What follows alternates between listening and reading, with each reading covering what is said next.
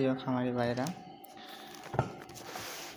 আজকে আপনাদের সাথে খুবই গুরুত্বপূর্ণ একটি ঔষধ নিয়ে কথা বলবো, যেটা হলো বঙ্গভেট। এই ওষুধটি আপনারা কখন খাওয়াবেন এবং কী কারণে খাওয়াবেন তা নিয়ে আজকের ভিডিও।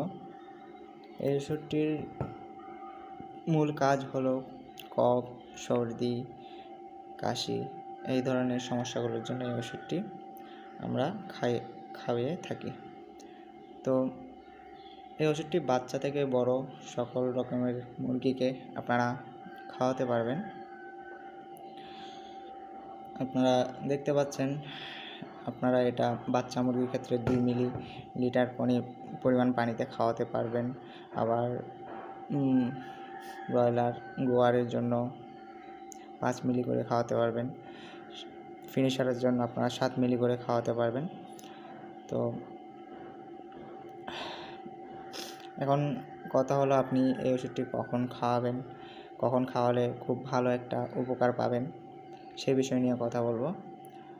তো এই ওষুধটির যেহেতু মূল কাজ কফ, সর্দি এই জিনিসগুলোর, তো আপনার মুরগির যখন 10 থেকে 12 দিন বয়স হয় তখন দেখা যায় খুব পরিমাণ সর্দি, কফ এইগুলো লেগে থাকে।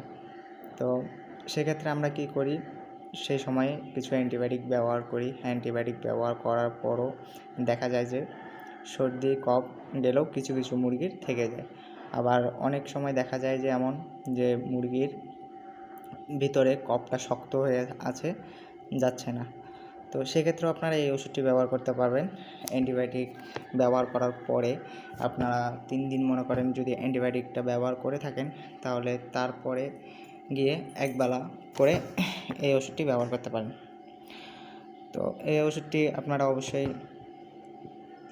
উপাদানগুলো দেখে নেবেন এই ওষুধটির, আর এই ওষুধটির ব্যবহার বিধি তো এখানে দেওয়া আছে। তবুও আমি যেটা সাজেস্ট করব, আপনারা আপনাদের পোলট্রি খামারের বাচ্চার অবস্থা দেখে ডোজটা নির্ধারণ করবেন। আপনার বাচ্চার ক্ষেত্রে 2 মিলিলিটার পানিতে খাওয়াবেন, অথবা দেখছেন যে আপনার সমস্যাটা অতটাও বেশি না, তাহলে আপনি 1 মিলিলিটার পানিতেও খাওয়াতে পারেন। তো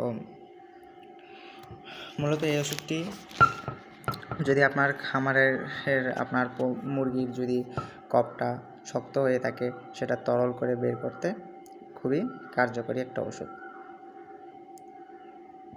তো এই ওষুধটির পূর্বে অবশ্যই আপনাদেরকে অ্যান্টিবায়োটিক একটি ডোজ করতে হবে। অ্যান্টিবায়োটিক একটি ডোজ করে নিয়ে তারপর এই ওষুধটি খাওয়াবেন। খাওয়ালে ইনশাল্লাহ খুব ভালো একটা রেজাল্ট পাবেন। পরবর্তী ভিডিওতে আপনাদের সঙ্গে কথা বলবো যে আমি কিভাবে অ্যান্টিবায়োটিক ব্যবহার করে থাকি, মুরগির কফ, সর্দি আসলে, এই ধরনের সমস্যা হলে কিভাবে আমি অ্যান্টিবায়োটিক ব্যবহার করে। আমি আমার চ্যানেলে 1 থেকে 30 দিন পর্যন্ত মুরগি পালন করতে যে মেডিসিনগুলো ব্যবহার করা হয় বা ব্যবহার করি, আর যে ব্যবস্থাপনা দিয়ে আমি মুরগি লালন পালন করে থাকি, সেগুলো নিয়ে আপনাদের সঙ্গে বিস্তারিত আলোচনা করব আমার পরবর্তী ভিডিওগুলোতে।